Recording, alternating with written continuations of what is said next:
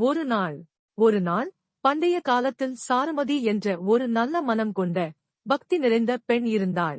அவள் எப்போதும் குடும்ப நலனுக்காக தேவியை நினைத்து வழிபட்டுக் கொண்டே இருப்பாள்.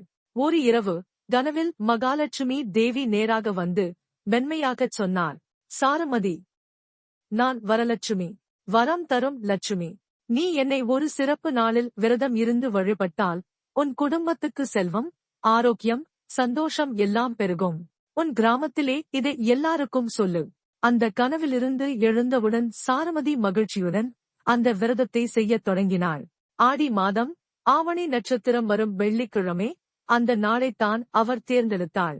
அந்த நாளில் லட்சுமியே மங்களமாக அலங்கரித்து தீபம் ஏற்றி ஆரத்தி எடுத்து அன்னதானம் செய்து குடும்பத்தோடு பகிர்ந்தாள்.